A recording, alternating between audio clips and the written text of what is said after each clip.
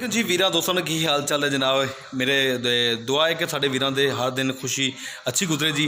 तो अज तो सब तो पाकिस्तान के जिन्हें भी टिकटॉकर है उन्होंने मेरे वालों डबल मुबारक। और पाकिस्तान टिकटॉक चला तो ज्ञान बैन हट गया इन्हें वालों सब तो टिकटॉक की जरूरत हकीकत गल कहते जी जिंदगी कुछ टिकटॉकरों को बड़ा नसीहत मिली बड़ा कुछ मिले लेकिन अपने आप जो गुरू तो कबर करते सन उन्होंने गुरू की खाक च मिली है उन्होंने इज्जत समझ गया कि खाक हो गई सी। तो अलहमदुल्ला मेरे को दोस्त अज भी आए वैसे रोज़ाना हर रोज़ आ रहे थे उन्होंने मुहब्बत में प्यार है।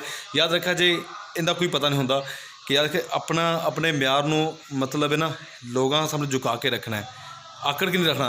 अगर तुम अज यो ऐप यो चीज़ा खुल गई दोबारा तो तुम वापस आ गए हो तो सब तो इन्नी खुशी समझो। दूजी गल है कि वीर की रिक्वेस्ट है कि गुजारिश है कि पाकिस्तान से जी टिकट दोबारा बहाल की जाए दोबारा अनबैन नहीं होगी। तो रिक्वेस्ट है कि वीडियो का ऐसी वीडियो नहीं पानी जिंदे रूल के खिलाफ हो और कुछ बेहयाई और फाशा वीडियो हो नहीं तो उनका अकाउंट हमेशा वास्ते पक्का ब्लॉक हो जाना। जो मुड़ना कि मुड़ तुम नहीं कहना रही तो हूँ कुछ रही गल है कि अज 10-12 दिन तो उन्होंने चेंजिंग की है फुल चेंजिंग की है ऐसिया वीडियो जो कि अगे लिया नहीं जादियाँ फुल इस तरह दियाँ।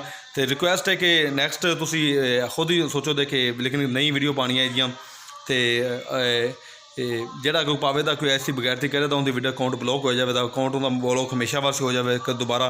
तो अगर तुम इन्हें लखा फॉलोवर बनाए तो झटपट गवाओ ना तो इंजॉय करो अच्छी वीडियो बनाओ और अच्छा कॉन्टैक्ट रखो तो इंशाल्लाह बहुत अगे जाओ। और मुबारक मेरे वालों लव यू।